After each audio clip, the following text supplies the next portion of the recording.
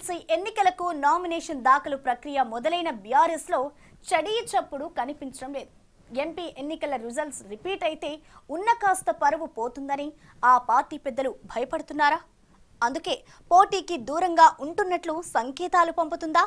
Graduate MLC ఎన్నికల్లో పోటీకి ఆశావాహులు కొందరు ముందుకు వస్తున్నా వారికి సానుకూల సంకేతాలు అందుకే రావడం లేదా?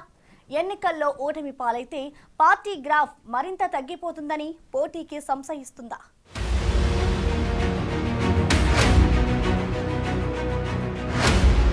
కరీంనగర్, ఆదిలాబాద్, నిజామాబాద్, మెదక్ పట్టభద్రులు ఉపాధ్యాయ ఎమ్మెల్సీ ఎన్నికలతో పాటు ఖమ్మం, వరంగల్, నల్గొండ టీచర్స్ ఎమ్మెల్సీ స్థానానికి ఈ నెల 27న ఎన్నికలు జరగనున్నాయి. 2 టీచర్ ఎమ్మెల్సీ స్థానాల్లో ఒక పట్టభద్రుల స్థానానికి నామినేషన్ల ప్రక్రియ కూడా మొదలైంది. ఈ ఎన్నికల్లో గులాబీ పార్టీ అభ్యర్థులను నిలబెడుతుందా లేక ఎవరికైనా మద్దతిస్తుందా అనేది చర్చగా మారింది. ఇప్పటి వరకు అభ్యర్థులను ప్రకటించకపోవడంతో అసలు ఎమ్మెల్సీ ఎన్నికల్లో పోటీ చేస్తుందా లేదా అనే చర్చ బీఆర్ఎస్ వర్గాల్లో నడుస్తోంది.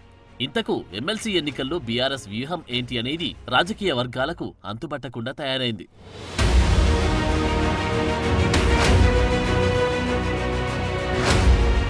అసెంబ్లీ ఎన్నికల్లో 39 స్థానాలకే పరిమితమై అధికారం కోల్పోవడం, పార్లమెంట్ ఎన్నికల్లో ఒక్క సీటు కూడా దక్కించుకోలేకపోవడంతో పాటు ఏకంగా సగం స్థానాల్లో డిపాజిట్లు కోల్పోవడంతో గులాబీ క్యాడర్ పూర్తిగా డీలా పడిపోయింది. ఆ తర్వాత జరిగిన ఖమ్మం, వరంగల్, నల్గొండ పట్టభద్రుల ఎమ్మెల్సీ స్థానం ఉప ఎన్నికల్లో కూడా బీఆర్ఎస్ సిట్టింగ్ స్థానాన్ని కాపాడుకోలేకపోయింది. అందుకే త్వరలో జరగబోయే పట్టభద్రుల ఎమ్మెల్సీ ఎన్నికల్లో అభ్యర్థులను నిలబెట్టేందుకు పార్టీ పెద్దలు సంకోచిస్తున్నారట. 4 ఉమ్మడి జిల్లాల పట్టభద్రుల ఎమ్మెల్సీ స్థానం కాంగ్రెస్ పార్టీకి సిట్టింగ్ స్థానంగా ఉంది. గత ఎన్నికల్లో జీవన్ రెడ్డి ఎమ్మెల్సీగా మొదటి ప్రాధాన్యత ఓట్లతో గెలిచారు. అప్పుడు బీఆర్ఎస్ అధికారంలో ఉంది.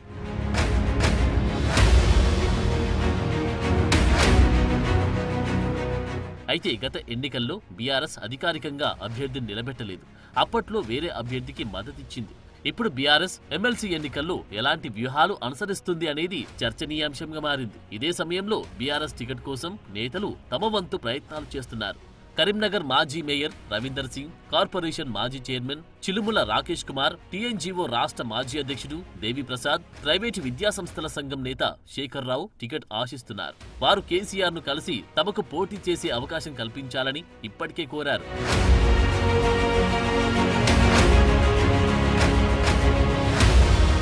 ఇక కరీంనగర్, నిజామాబాద్, మెదక్, ఆదిలాబాద్ టీచర్ ఎమ్మెల్సీ స్థానానికి గతంలో జరిగిన ఎన్నికల్లో బీఆర్ఎస్ తరపున పాతూరి సుధాకర్ రెడ్డి పోటీ చేసి ఓడిపోయారు. అధికారంలో ఉన్నప్పుడే ఓడిపోయిన ఆ స్థానం నుంచి ఇప్పుడు బీఆర్ఎస్ అభ్యర్థి రంగంలోకి దిగడం అనుమానమే అంటున్నారు.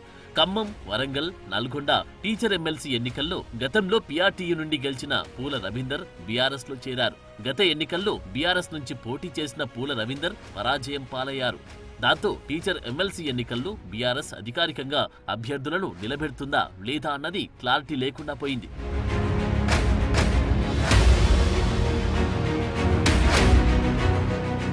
ఎన్నికల్లో పోటీపై గులాబీ పార్టీ ముఖ్య నేతలు సైలెంట్ గా ఉంటున్నారు. బీజేపీ 3 ఎమ్మెల్సీ స్థానాల్లో తమ అభ్యర్థులను ప్రకటించింది. కాంగ్రెస్ పార్టీ సైతం తమ అభ్యర్థులపై కసరత్తులు చేస్తోంది. మెదక్, కరీంనగర్, నిజామాబాద్, ఆదిలాబాద్ గ్రాడ్యుయేట్ అభ్యర్థిని ప్రకటించింది.